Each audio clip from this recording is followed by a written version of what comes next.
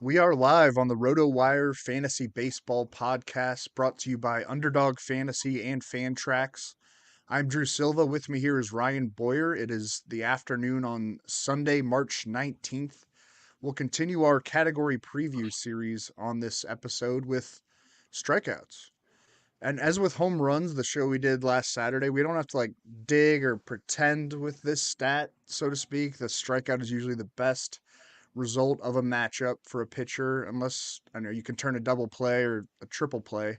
But it's a great measurement, simple measurement of true individual talent, individual stuff. The strikeout rate leaders at the end of any season are usually going to be the guys with the best arsenals, the best ways to attack hitters. That goes for starters and relievers. Our focus on this show will mainly be starting pitchers, but you do, of course, get strikeouts from your relievers beyond the primary target or mindset of just wanting saves and ratio help from those relievers. But yeah, most of the analysis for a reliever is whether that person is going to get save opportunities, right or wrong. It's just the way it works in fantasy. Love getting saves and a big strikeout rate from a reliever if you can. Do you have any initial sort of overarching thoughts on the strikeouts category before we hit on some headlines and then getting into these starting pitchers? I mean, strikeouts as a whole were actually down last year, the first time in, I don't know, 4 or 5 years or something, I think. And after down pretty significantly from the last couple of years. I'm not really sure what exactly to read into that. I wonder if some of the more intelligent pitchers, shall we say, realized that the ball was not flying as much and them saying, hey, I can pitch to contact a little bit more this year. I don't know. Maybe that's part of it. But I mean, yeah, I mean, strikeouts, as you mentioned, that's one of the better ways to judge a pitcher. That's why we create all these other stats that better predict how a pitcher, how their results should have gone versus how they actually have gone. And strikeouts weigh a lot into that. I mean, that's totally in the pitcher's control. So I'm glad it's a fantasy stat. And yeah, let's talk some strikeouts. Yeah, I mean, and the changes into the manufacturing of the baseball. Which baseball are they using for this game this year?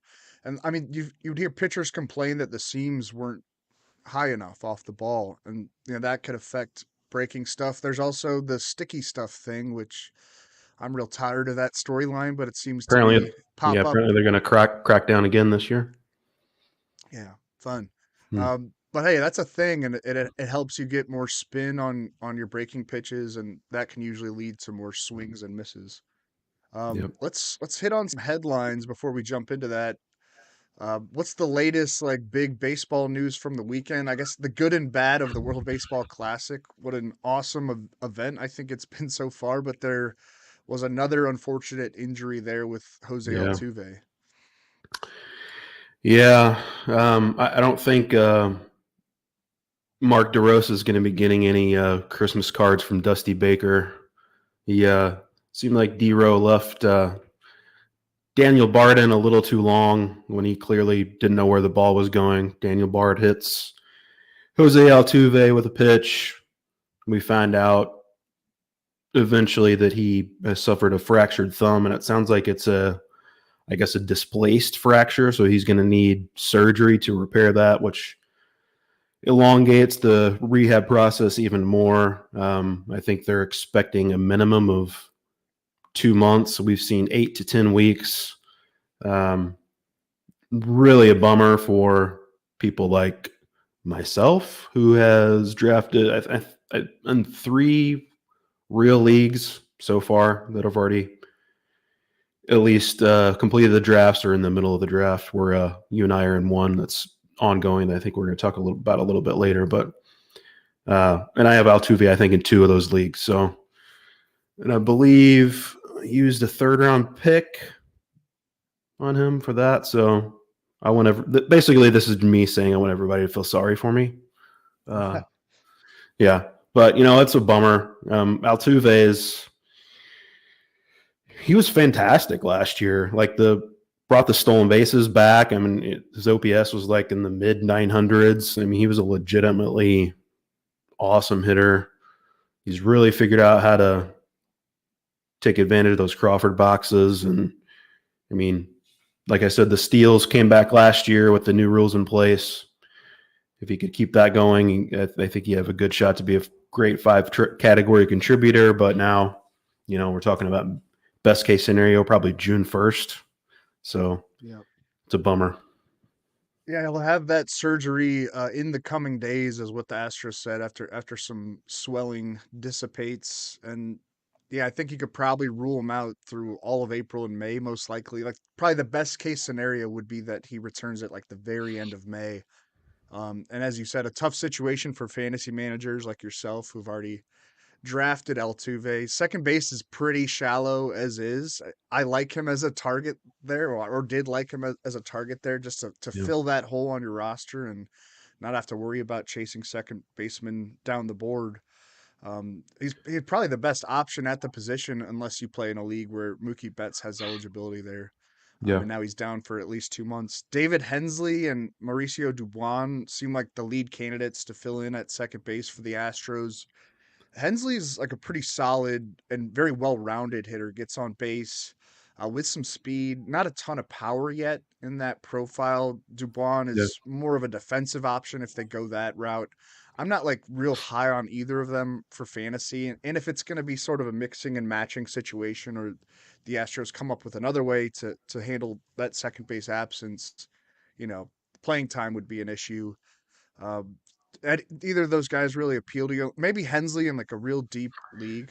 Yeah, I would be fine with Hensley in A only or, deep league. He's, like you mentioned, a pretty solid all around skill set. He hits the ball a ton on the ground and doesn't have Mm-hmm. a whole lot of power. So I don't know how much you're going to get in that regard. He's kind of he's listed at like 6'6", 190. He's got like a O'Neal Cruz body type for a middle infielder, but kind of strange. But like you said, it draws a lot of walks. He had a walk rate like over 17% at AAA. I think it was over 14% in the majors last year. So maybe get on base a decent amount. And for that kind of abnormal middle infield build, he does run pretty well, like 82nd percentile in sprint speed. So maybe a handful of steals, but he's probably going to bat ninth.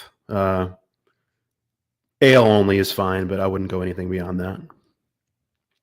Jeremy Pena could jump to leadoff, maybe. The Astros haven't Yeah. really come out and said what they're going to do with that, but I think that would make a lot of sense. Maybe Kyle Tucker up there at times. I've been driving the bus for Tucker to get a better lineup, at least a Yeah. higher lineup spot for a while now. But Dusty Baker likes to put him lower in the order, which I get with the power that he has. But I don't know. I think this is a boost to Pena, who was fantastic as a rookie last year overall. Had some kind of peaks and valleys, but a really good season for him Yeah. in And general. Brantley is going to be not going to be ready quite for opening day too. And Baker has already said that he's going to bat second when he's healthy. So I guess they're going to have those top two spots open, at least initially. So yeah, we'll have to keep an eye on what the Astros do with their lineup there. Here's a reader question: Is Mookie Betts being listed as a second baseman that much more valuable with Altuve going down? Yeah, I mean it's valuable when you play if you play in that kind of league in general. Um, I mean you're gonna get one shot at getting him in a draft, so I don't know how it changes the way you target him necessarily. And it sounds like he's going to, in leagues where he's not eligible at second base, it sounds like he could gain that eventually. I think David Yeah. Roberts said he's shooting for like 20 games.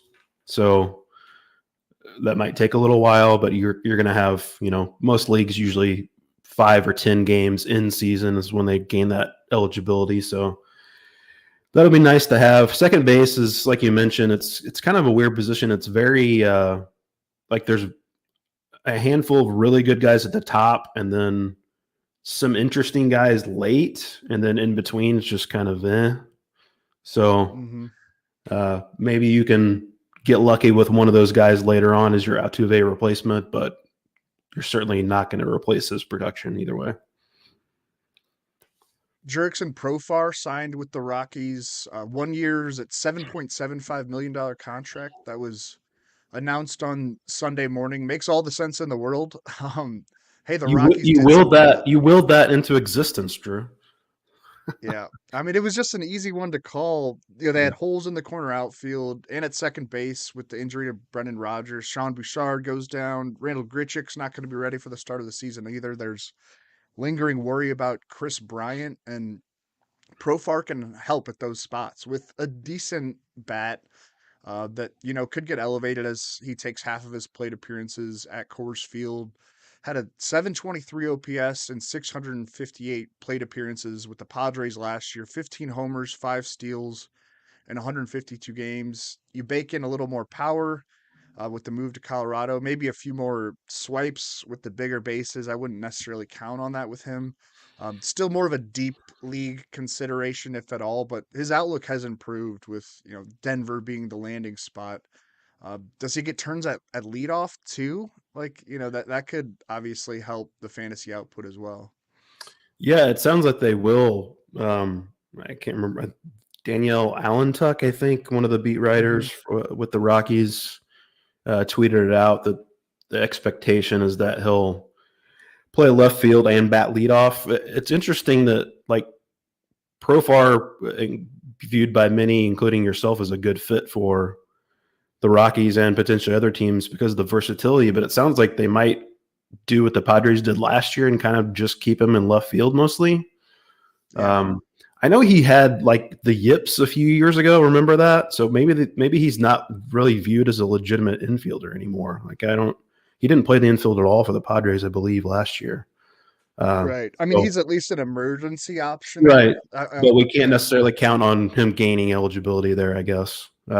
But yeah, going to Denver, if he's going to bat leadoff, do we worry about him signing so late? I don't think so, really, because he was playing for the Netherlands in the WBC, so it's not like he Right. was sitting at home on his couch. So I think he'll probably be fine in that regard. Kind of a boring option, but that boringness gets boosted up by Coors Field. I could definitely see 20 home runs, a good number of runs scored. Maybe, like you mentioned, the steals will go up a little bit, although his sprint speed has been actually really bad the last couple of years. Yeah, it has. Yeah. He's somehow only 30 years old still. His debut is more than 10 years ago. Isn't that crazy to think about? Man, But that yeah, makes me feel old. What was it? Him and Oscar Tavares were like the 1-2 yeah, top prospects in baseball. mhm, Man, that's sad. yeah, Another interesting storyline is that Braden Shoemake is making a late charge in camp for the starting shortstop gig in Atlanta. That was confirmed by manager Brian Snitker on Saturday. That's interesting, like I said, and kind of surprising. Like the assumption was that it was going to be Vaughn Grissom's job, probably taking over for Dansby Swanson after Swanson signed that big offseason deal with the Cubs. Grissom, had some legit fantasy buzz and still does, I guess, with at least long term with power and speed. I don't really see that with Shoemake. I know he's a really good defensive player, and maybe Atlanta feels like the defense is more important at that spot because the offense is kind of deep. Shoemake had a 715 OPS last year at AAA Gwinnett, 7 homers, 9 stolen bases in 76 games. He had a 672 OPS at AA in 2022. I know that Grissom has some flaws, and maybe it comes down to just wanting him to get more development time in the minors. But yeah, this is not like a wonderful turn of events for fantasy interests. yeah. I mean, like you mentioned, the Braves seemed to really telegraph that they were going to hand the job to Grissom. They didn't really seem to make much of an effort at all to re-sign Dansby Swanson. Grissom worked with Ron Washington, kind of known for his prowess in helping guys up their defense in the middle infield, and he talked up Grissom I forget what the quote was exactly, but he basically said he can do this. It doesn't seem like it's anything that Grissom like hasn't done this spring. Like we haven't read any reports, at least I haven't, about him like looking terrible in the field. I guess it's just Shoemaker has been that much better defensively. But like you mentioned, he's not terribly interesting from an offensive standpoint. Is a former first round pick, but the numbers in the minors not good. Maybe he's just going to be a little kind of a late bloomer, but it does seem like the Braves, if they do go in this direction, that it just picking defense over offense. I actually think that it could, at least from a long-term play, I mean, maybe Grissom's price just gets knocked down so far now that he's actually becomes a nice little value play. I think he could very well, even if he doesn't start the season in the majors, he could still wind up getting the most starts at shortstop for them over the course of the season. So maybe he goes from a mid-round play to a late-round dart throw and winds up paying off over the long haul. All right, we'll get into these strikeout targets now, but first, the fantasy baseball season is underway, and there's no better place to play than Underdog Fantasy, the easiest place to play fantasy baseball. Right now, Underdog has MLB best ball tournaments live, including the Dinger, which has 500 grand in total prizes. In best ball, all you're doing is join a contest, draft your team, and that's it. Set it and forget it. There are no waivers, no trades, and no in season management. Draft 20 rounds of players, get the best cumulative scores in your starting lineup, which you set as 3 pitchers, 3 infielders, 3 outfielders, and 1 flex each week of the regular season. Getting started is simple. Go to underdogfantasy.com, sign up with the promo code RWMLB, and not only will Underdog double your initial deposit up to $100, but you'll also get 6 months of our RotoWire subscription for free. Again, that's Underdog Fantasy, promo code RWMLB. Draft your 100K Dinger team today. If you're looking for a place to customize your fantasy league and play a variety of formats, we cannot recommend Fantrax enough. Create the scoring systems that you want to play with, tweak how waivers work, categories, scoring systems, scheduling. Fantrax offers custom solutions for all of that and more, and it's all free. As you mentioned, Ryan, we're in this slow draft on Fantrax right now. We're into what, round 12, or it just went into round 13? We could talk about some of those picks that we've made so far. I do love being able to just check in on the Fantrax app for a slow draft, or you could just do a standard draft in there. Great interface with the way the draft is presented, the queue, the ability to customize everything that your league would want to customize. Big fan of running all of my drafts on Fantrax. Sign up for free today and be entered to win an official MLB signed jersey from Vladimir Guerrero Jr. Simply go to fantrax.com/rotowire and sign up today. That's fantrax.com/rotowire. Fantrax, the home of fantasy sports. Do you have any takeaways from that draft so far? It's early enough that everyone kind of likes their team, right?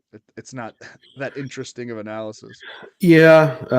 So it's a 6x6 league that we're doing, and it's the standard 5x5 categories with OBP and quality starts added. So you get credit for average and on base percentage, as well as wins and quality starts. I mean, I feel like it looks by the draft board, looking at your team as well. I mean, you're adding an additional pitching category that relievers have no chance of contributing in. So I feel like it just pushes their value down. And you and I both waited on closer. I think you took yours in the first one in the 11th round. I actually wish I would have pulled the trigger on Batista, but you got him first. Seems like his stock has fallen so much because of the shoulder and knee thing, but he seems like he's going to be fine now. So I think that could wind up being a really nice value. I took my first closer in round 13, David Bednar. So yeah, you can definitely wait on saves in that league, but yeah, the Fantrax site, man, love the interface. It's the best looking one. 10 out of 10, no notes. I agree. Yeah. And I'm a little bit like, I don't know, OCD when it comes to like design. Yeah. Like I think box scores, like remember when Yahoo used to have those great simple box scores, and now it's impossible to find a Oh basic yeah. box score. Which for us as guys who write about like game recaps, and I don't want to like wade through a bunch of different stuff to just find what the guy did in the MLB.com game. is kind of overhauled theirs too, and it's I, not. I It hate it. doesn't look good. I don't know why they I do guess that. like yeah, I don't know. Yeah. I don't really have any takeaways from that draft. Like you mentioned, the reliever thing, you could probably justify punting saves even, or like just trying to figure it out on the fly. Yeah. But I didn't want to.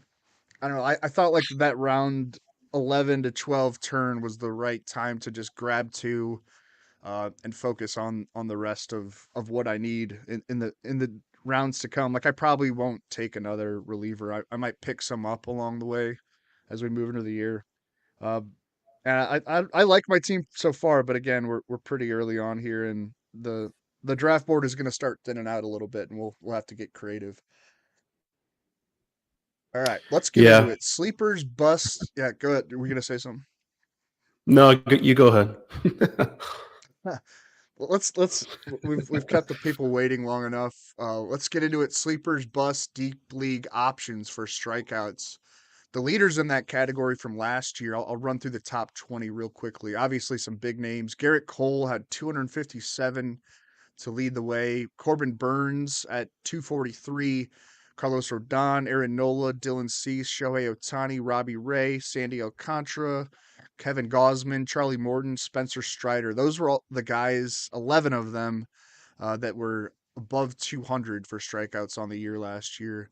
And then you get into Shane Bieber, Yu Darvish, Christian Javier, Shane McClanahan, Framber Valdez, Zach Gallen, Tristan McKenzie, Brandon Woodruff, Justin Verlander, Joe Musgrove to kind of round out the top 20 there. Looking at the betting odds leaders to pace the league in Ks this year, you've got Garrett Cole as the favorite. Corbin Burns, Garrett Cole is at plus 550. Corbin Burns at plus 850. Dylan Cease plus 1,000. Strider is at plus 1,000. Jacob DeGrom plus 1,200. That's kind of interesting if he's healthy. He could do it. Max Scherzer plus 1,300. Rodon, Nola, Robbie Ray, Shohei Ohtani, Bieber. Hunter Green is an interesting name up there that does not appear on the leaderboard from last year. Just didn't have the workload to get there, but the stuff is impeccable. And then Alcantara, McClanahan, Woodruff, Verlander. You're looking at this list, right? Do you see anyone like in the plus 4,000, plus 5,000 range that is intriguing? Yeah, I mean, I'll go a little bit less than that. With plus 3,000, Brandon Woodruff. I mean, I know he Yeah, hasn't had the workload necessary to get up there, but if he throws 200 innings, he could very easily lead the league in strikeouts. So I kind of like those odds. I kind of like Max Scherzer at 1,300. I mean, I think it's all about health. If he makes yeah, 30 plus starts, he could very easily get up there. As far as the deeper league plays, you know, Zach Wheeler at plus 5,500. Strikeout rate dipped a little bit, but I mean, the stuff seems all the way back, and I think the workload is still going to be big with him. That's kind of an intriguing play. Lucas Giolito, as bad as he was last year, I mean, he still gets a ton of strikeouts.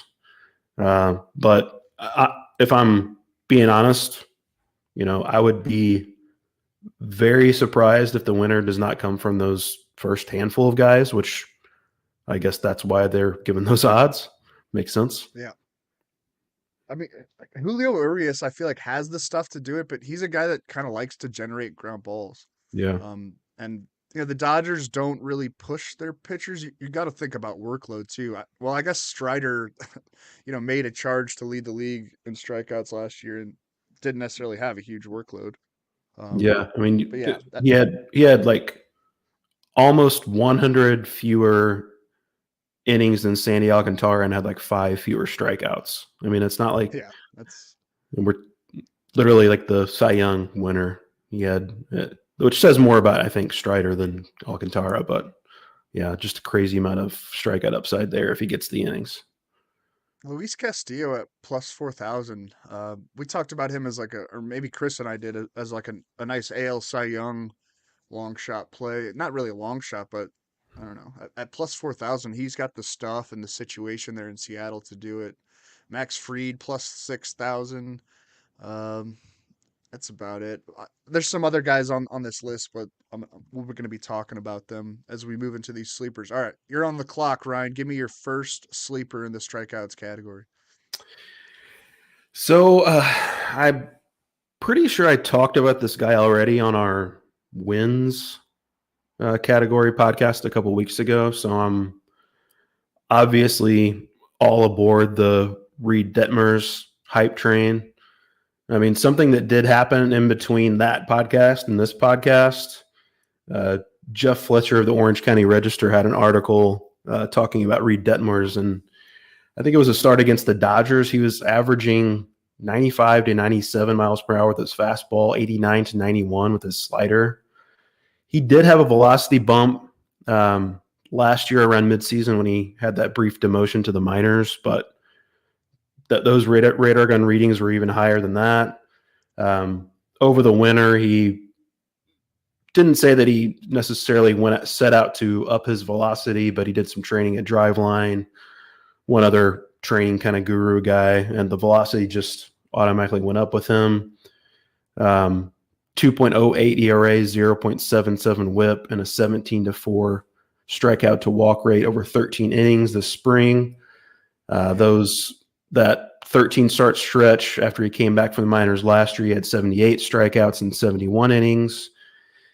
He's going to be starting on 5 days rest regularly this year, which that's still one extra day of rest than most pitchers get usually. But I mean, the Angels are going to have, it's technically still a 6-man rotation this year, but it seems like it's going to be more of like that 6-man's not going to get regular starts, like scheduled starts. It's all going to depend on the schedule. Like if they have an off day, they're just going to skip that 6th spot, and all the other regular 5 starters are going to be starting on 5 days rest. So, I mean, he could get up to 30 starts potentially this season. I mean, that's going to boost him to what? 30, maybe 40 more strikeouts if we're being optimistic. I mean, Yeah. I really like Reed Detmers as just a big breakout play this year. Yeah, he has looked very impressive this spring, and you know, I don't love looking at spring training numbers, but the data points of the fastball velocity spike and even that power slider spiking, it just makes you feel really good about him being a kind of a mid to late round sleeper. And I think his ADP will move up a bit because that's what happens this time Yeah. of year as we're kind of nearing the final stretch of when you could possibly fit in a fantasy baseball draft. There's some group think that gets involved there, but I think he's always had some intriguing talent, and maybe this is the year where he puts it all together.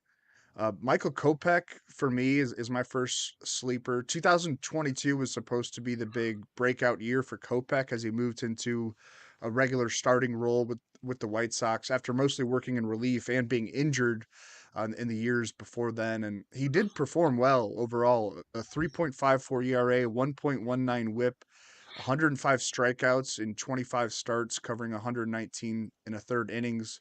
But you look at the K per nine from 2021, it was 13.4, again, primarily in a relief role. And we were hoping that he could carry over that swing and miss with him into a larger starter's workload. Didn't really happen. The K per nine goes from 13.4 to 7.9 last year. The velocity was sort of all over the place from month to month, sometimes even start to start. And the command was rough at times as well. But there was a lingering knee injury. You could see how that might affect his drive off the mound, just sort of diminishing the entire arsenal in that way. Kopech got knee surgery right after the 2020 season. He's healthy now in White Sox camp and looking really sharp too. As of this recording, 0 earned runs allowed through 2 Cactus League starts. He's focusing on throwing more changeups to pair with that fastball that can sit high 90s when everything is going right. The slider has always flashed great potential.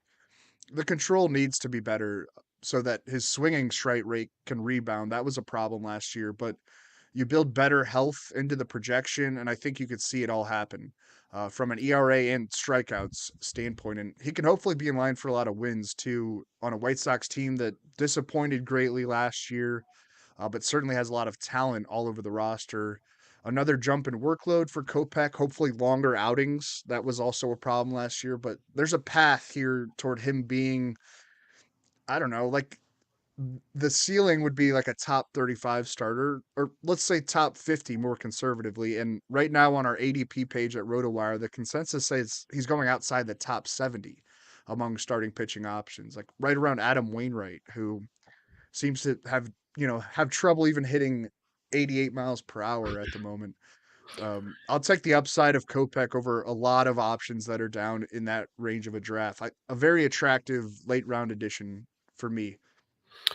Yeah, I'm not really sure what to think of Kopak. Like I in TGFBI, I wound up taking him, and to be honest, I didn't feel super great about it. But it was at the point of a draft that I mean that's a 15 team, 30 round league, so it gets pretty deep, and like he was one of the guys that still had upside at that point. He, like you said, there's a path to him being a borderline elite starter. He's got to improve that efficiency. He had 6+ innings in just 5 of his final 17 starts last season.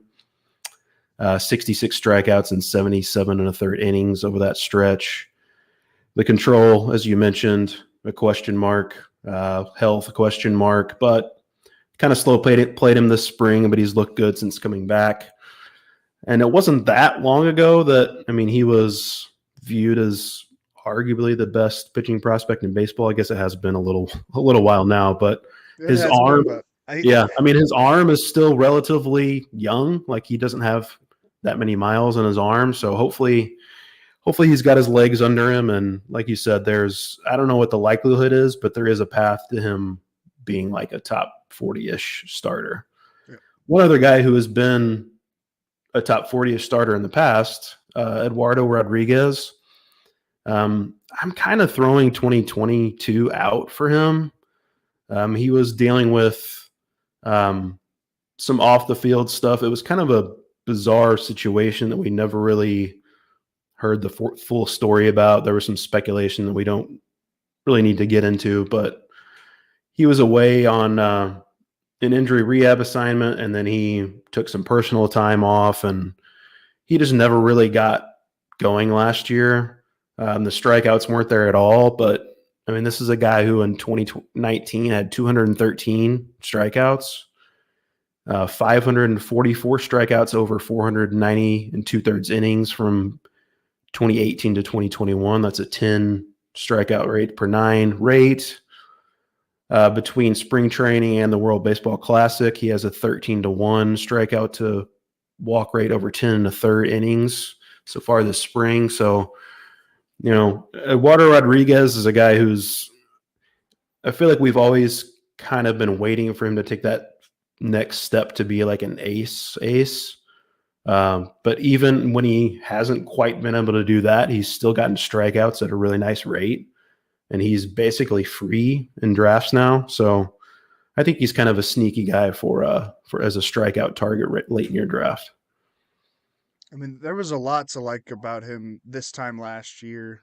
Uh, and yeah, with the draft day cost being essentially free, why not build in things to like about him again?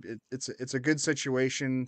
It was a weird story last year. He kind of just, I mean, like the Tigers hadn't talked to him heard from him in a while. Like, and we don't Yeah. really have to get into all that, but he's he's the same pitcher, right? I mean, he should be good, or at least solid, for what the draft day cost is. I like this reader comment. Took Detmer's 16th round this morning as my starting pitcher 6. I Nice. mean, I think that's a good way to build a fantasy rotation For with that sure. guy. And we were talking about Detmer's. Another intriguing Angel starter is Patrick Sandoval. ADP in the 220 to 230 range at most places. It's kind of amazing that Sandoval managed to post a 2.91 ERA last year when his WHIP was 1.34. You don't really see that often. You can like see it for relievers where there's a contrast, but over the course of a season, those usually kind of level out. 60 walks, 139 hits allowed, and 148.2 innings.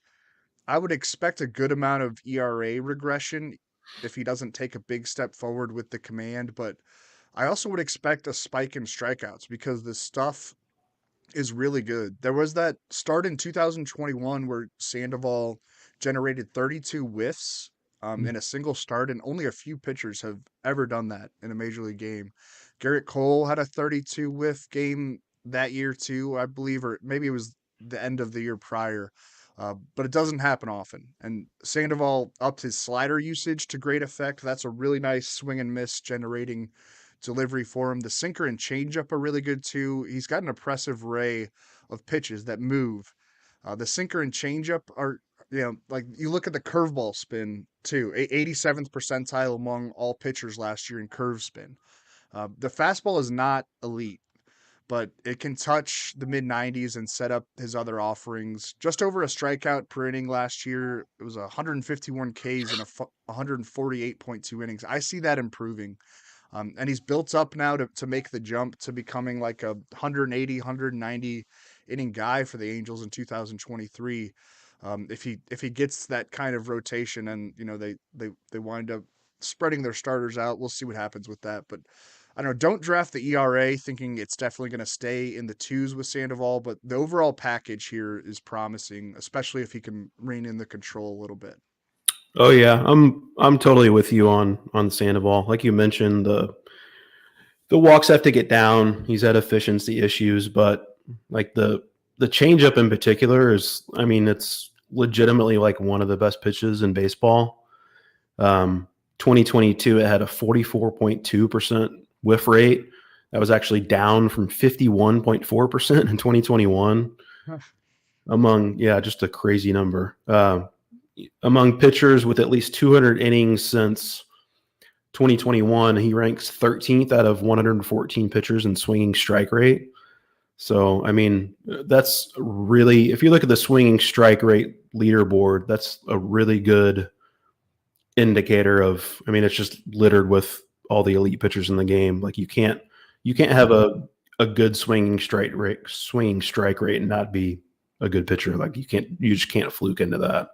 So, I mean, he's been among the elite in the game at that, in that regard. And like I mentioned before with Detmers, he's going to be starting more regularly on 5 days rest. Maybe he can get up to 30 starts as well. And I think he could definitely get to 200 strikeouts if he does that. Who's next on your sleepers list? I think you got Hunter Brown, don't you? You want to, I do was have it? Hunter Brown. It, Tell I us mean, about Hunter he Brown, seems Drew. okay. Yeah. I mean, he seems to be assured now of that final spot in the Astros rotation with Lance McCullers battling another injury, a forearm strain is the diagnosis. He'll be out a while. Brown looked great in his first, MLB cup of coffee last year, a 0.89 ERA, 22 strikeouts in 20.1 innings. Then he was carried in the postseason bullpen for Houston and worked 3.2 scoreless frames. High 90s heat, nasty breaking stuff.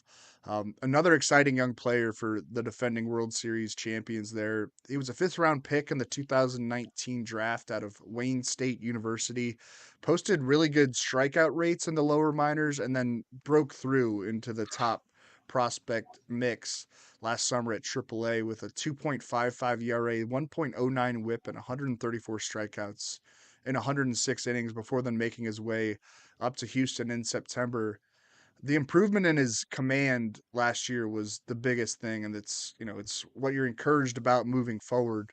And his ADP is a little out of whack because it looked like he might be a target for a relief role out of the gate in 2023 or to possibly just head back to AAA for a bit.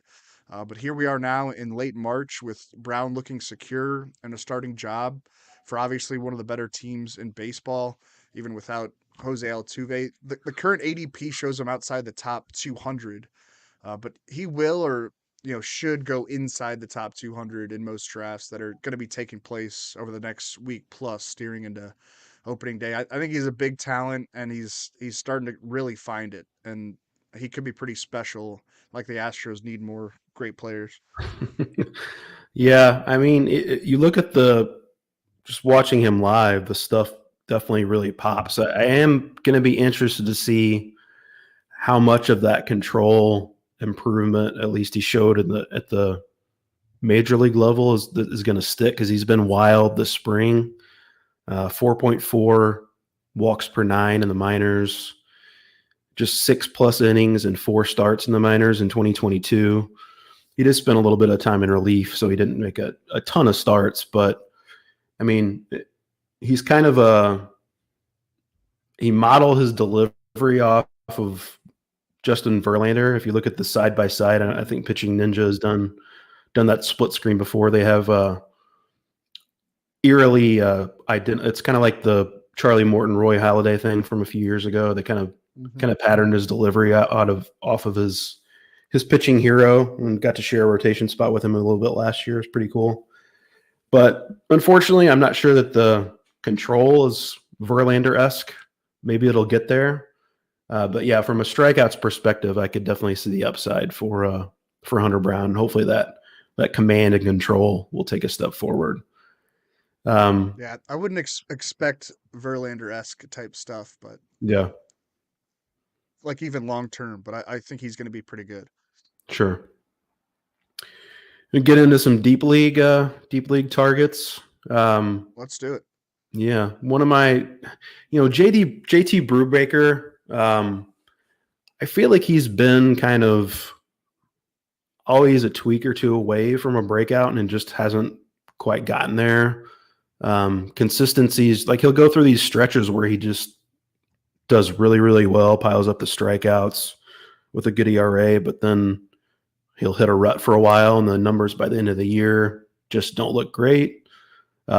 He's had home run problems. That's a big part of that. But, he does have more than a strikeout per inning during his career.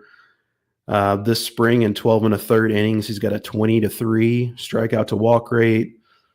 I think he's not like a super sexy high ceiling pick. Obviously, from a wins perspective on the Pirates, there's not much upside there. But I do think from a strikeouts perspective, he could have enough of a workload, and if he can get up to close to 10 K per nine, that's kind of a sneaky 100 to 200 strikeouts kind of guy you could get late in your draft. I think there's a little bit of an appeal there with JT Brubaker. I like this comment. Interesting to hear you mention these three: Detmers, Brown, Sandoval. I like it. He broke into our shared Google Doc and found our notes for this show. I'm gonna throw Jared Schuster out there as a deep league option, and we'll see how that final spot in Atlanta's rotation gets sorted out. But Ian Anderson was already optioned to AAA, and Schuster is battling for it with Dylan Dodd, two good young left-handed options there for an organization that keeps pumping them out on the offensive side and the pitching side. You want to keep an eye on Dodd too in case he does win this thing. But most of the beat writers that cover this team seem to think that Schuster right now is the front runner. He's making a heck of a case in Grapefruit League play. A 0.71 ERA, 16 strikeouts, only 2 walks through 12.2 innings of exhibition action so far. He has 235 strikeouts and 212 and a third career innings in the minor leagues. Posted a 3.29 ERA, 1.05 WHIP, and 145 Ks in 139 innings last year between AA and AAA. Mostly doing that at age 23. Kyle Wright is working through a shoulder issue in camp too. We should make note of that. So maybe Schuster and Dodd both get starts early on, and the competition for that number 5 spot sort of leaks into the regular season. There are other options as well. Like, I don't know if he and Anderson can get back to his 2020, 2021 form. Michael Soroka is going to, I think, return eventually. So you build that risk into everything that the spot might not be super secure. And, Schuster, Dodd might be someone you have to drop at some point if they get sent back down or one of them gets shifted into relief or just doesn't make the opening day roster in Atlanta in Dodd or Schuster's case. The ADP has obviously risen sharply since Ian Anderson got demoted, and Brian Snitker came out and kind of hinted that it's going to be either Schuster or Dodd out of the gate. Still going in the later rounds though, or not at all in shallower formats. I think it's a good upside gamble on Schuster or Dodd if either of those guys are sitting on the draft board, toward the end, in the closing rounds of your league. Yeah, former first round pick Schuster is. I think he's generally scouts see him as more of like a high floor guy than a ceiling guy. But I mean that doesn't mean that his strikeouts can't be at a pretty high rate. I think he did struggle a little bit at AAA after being promoted last year. His strikeout rate was just 7.2 per nine. But I don't know if you've seen like him pitch at all this spring or seen any clips or anything, but he's got like this kind of unique delivery. He really hides the ball well behind his, like it basically comes out of his back. I feel like that could be difficult to pick up, especially initially. I could see him getting off to a really good start, like the first time he lineups see him. Maybe they make an adjustment eventually, but Schuster definitely for his late of an ADP, as you've mentioned, is definitely an intriguing guy. Another guy that is going very late in drafts, coming over from Japan this year, Shintaro Fujinama. I mean, just from an Arsenal perspective, like he's absolutely filthy. Saris, he has this stuff plus metric that Mm-hmm. kind of he came up with, which is on Fangraphs now, by the way. So it's a pretty cool thing to look at. Not all of these parks have the software or whatever up, the TrackMan or whatever up in their ballparks to be able to track all of this stuff. But for the ones that do registered by Stuff Plus, he ranks 8th so far this spring. 99 mile per hour fastball, the splitter. If you've seen any of the pitching ninja gifs, you say gifs or gifs? I know that's a thing that's can start fights on I the. was like yeah, I was a proponent of GIFs for a long time, but Yeah, I I found myself saying GIFs now. Maybe it's just easier yeah. on the I feel like the mouth. person who originated it came out and said gifs, which is the opposite of what most people were saying. Anyway, Because I the G in digress. it stands for graphic. Yeah. I don't know. Whatever. Yeah, let's move on. Anyway, back to Fujinama. So as far as stuff goes, like I mean, it definitely plays, but the reason why he had to settle for like a pretty modest 1 year deal with the Athletics, the command and the control both are really bad. He's been kind of hit or miss this spring. He's piled up a bunch of strikeouts, so that's part of the reason why I list him in this deep sleeper section here. But I mean, he didn't really dominate in Japan. The strikeout rate was good, not great. Something to keep in mind there, though, is like their emphasis on making contact in Japan is way higher than it is here. So you often see pitchers with good, not great strikeout rates in Japan. They can kind of up that a little more in the States if everything works out. But I think it's all going to be about him being able to throw enough strikes and pitch deep enough into games to be able to take advantage of that good stuff. But I mean, again, he's basically free from an ADP perspective. So I think he's a fine late round dart throw.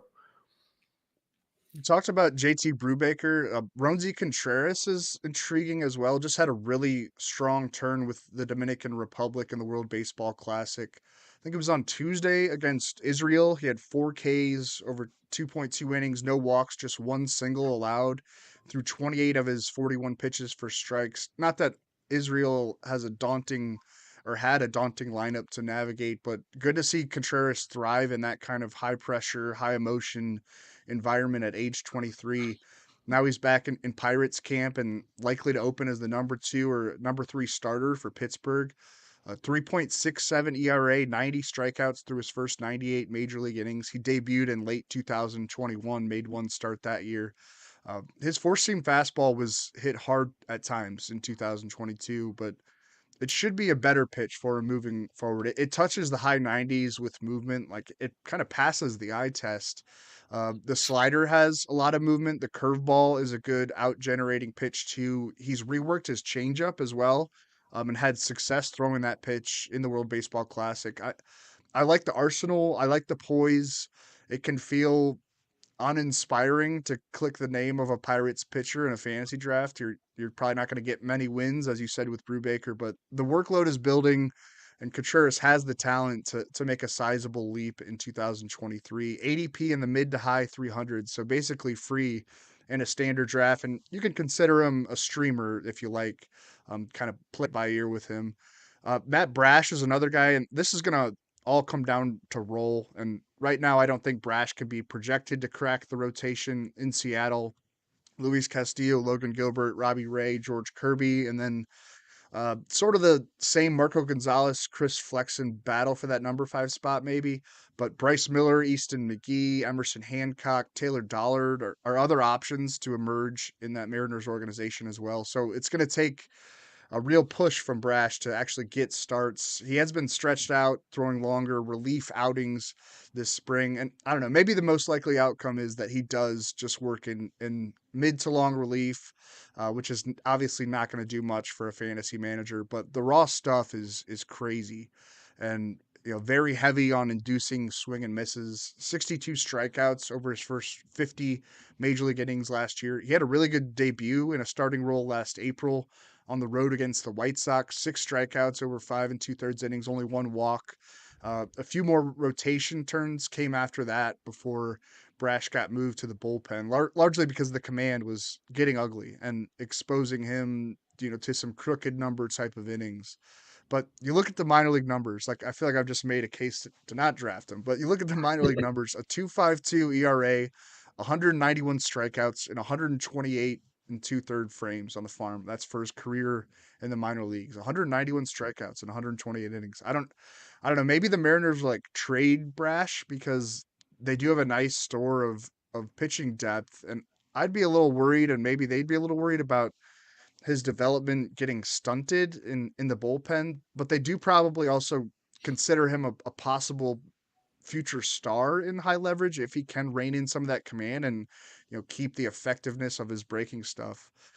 It's just worth keeping an eye on because there's so much upside in the arsenal. Truly, some of the best breaking pitches in the sport. But you do have to squint a bit to see how he offers steady fantasy production going into his age 25 season. 24 right now, turns 25 in May. Yeah, this time last year, I feel like Brash might have been the guy we saw more than anybody else on the pitching ninja account. Like that Yeah. slider is just a devastating pitch when it's on.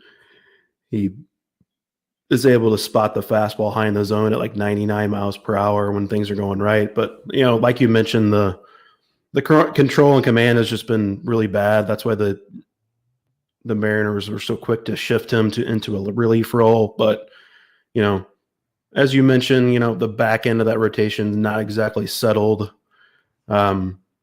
Maybe I'm not counting on him getting more starts, but maybe he could be like a multi-inning reliever. And as long as he pitches, he's going to get strikeouts. I have no doubt about that. And especially for maybe in a league where you are using those SP and RP spots, he could have eligibility for both of those. So maybe that's handy to have. Still could be some untapped upside with Matt Brash. And plus, the Mariners, Scott Service has not been one to anoint closers. So, maybe he works his way into saves. It's a possibility. What about fades for you, Drew? What do you, who are you kind of shying away from a strikeouts perspective? Well, I mean, like the names that come to mind are like, I don't know, like Freddie Peralta, Jacob DeGrom. That's the risk averse stuff, like the injury risk guys. Yeah. You kind of know what you're getting into there when you click those names. If health is not an issue, you're sitting pretty. I wonder about Max Scherzer too. We talked about him as he maybe could lead the league in strikeouts, but there have been a number of like physical setbacks that have built up in recent years with him. He turns 39 years old this July. Is this maybe finally the season where his body is barking at him too much as he's barking at other people? Um, but again, you know what you're getting into when you make these pitchers an early round pick, and every pitcher carries some level of health uncertainty. It's not the most high level analysis there, but just guys that you're a little bit cautious when you're clicking their names in any draft. Yeah, I mean, if you're talking about, I think if you're talking about fades for a strikeout perspective, like, I mean, you have to pick the guys in this range. Otherwise, it doesn't really make sense. Yeah, So right. it's going to be the guys that you have health concerns about. Another guy I have potential health concerns about is Shane McClanahan. Hmm. I mean, he's looked great so far this spring. It's been a good indicator that that shoulder is feeling good right now, but he did have shoulder issues down the stretch last year, struggled down the stretch. Um, Strikeout rate by month last year for Shane McClanahan, 14.0 per nine. Whew, that's nice. 11.2 per nine, 11.5, 10.3, 8.5, 5.7. So we saw as those innings piled up and that shoulder started to kind of bark that the strikeouts went down, the overall numbers went down. You know, he looks, like I mentioned, he looks healthy this spring. So that's his ADP has been fine. But still have in the back of my mind that shoulder could be an issue at some point down the line. So if you're talking about a guy that's going this high in drafts who could potentially be a disappointment, if you're expecting 200 plus strikeouts, I'm going to go with a guy that's might not be able to make all of his starts, and that's Shane McClanahan. So, any more for I'll you, go Drew? with Yeah, I mean, I'll go with Tristan McKenzie as more of like a traditional bust potential arm, or one that's at least worth analyzing, since I wasn't breaking any ground saying you got to be careful about DeGrom and Peralta and aging aces.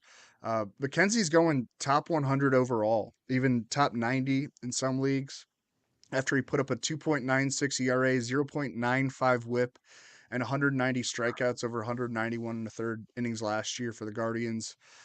Fully arrived with that stat line. It was a great season, and it's going to look good in any fantasy draft user interface when you pull up that name and see those numbers and maybe what he's projected to do this year. But there was a lot of luck involved in that stat line. If you want to poke those holes, like BABIP, left on base percentage, hit luck, his hard contact rate was high, even though he didn't get dinged for it all that often. I like Tristan McKenzie. I think he could be really solid, but the stuff isn't necessarily elite. Like he outperformed a lot of what the metrics were saying about his pitch mix last year. I'd be cautious about drafting the numbers from last year and looking at his age and thinking you're going to get more of the same or even better, like that he has another step that he could hit. Zach Gallen and Robbie Ray are going in McKenzie's range right now, current ADP readings. I think we'd both prefer Gallen or Ray to McKenzie. I don't want to speak for you. Logan Webb just behind him on the ADP charts as well. I think I'd prefer Webb. There's some top 25, top 30 starters that I like better and that I trust them to deliver strikeouts for me and probably ERA for me as well, more than I like McKenzie. Yeah, it's interesting with him. Like, he struck out way more guys in 2021, but he also walked way more guys. The slider velocity was actually up last year, but the whiff rate went from 44.2% in 2021 all the way down to 27.2% in 2022. Batters went from hitting 132 versus that slider to hitting 268. So maybe he just made the sacrifice as far as getting batters to chase in an effort to throw more strikes, and he's putting it in the zone more. And he's more willing to, which, I mean, it worked. He was a more effective pitcher overall, but that might Yeah. mean fewer strikeouts. So, just keep that in mind when you're thinking about drafting Tristan McKenzie. Another guy for me, I feel like I'm kind of picking on George Kirby because I listed him as a fade in Chris and I's WHIP podcast, which I actually think he's going to be fine to whip because that control is just so immaculate. But I just kind of feel like George Kirby's like a kind of a collection of good but not great stuff who just gets great results because he has such elite command and control. And I think he's going to be a perfectly fine starter and effective pitcher, but I just don't know if the strikeout rate upside is there. None of his secondary pitches had a whiff rate above 14%. I mean, that's just, especially for secondary pitches, that's just really not good.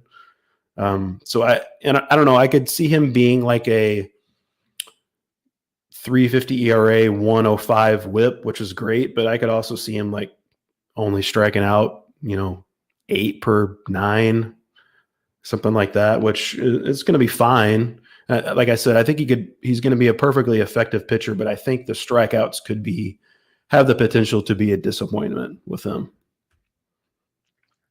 All right, I think we did it. That'll be it for us. Thanks for tuning into the RotoWire Fantasy Baseball Podcast, brought to you by Underdog Fantasy and Fantrax. Hopefully, we shed some light on ways to attack the strikeouts category, some sleepers among starting pitchers. If not, yell at us on Twitter. I'm at Drew Silva. Ryan is at Ryan P. Boyer. Stay tuned for more episodes. We got one every day of the week now. And peace out.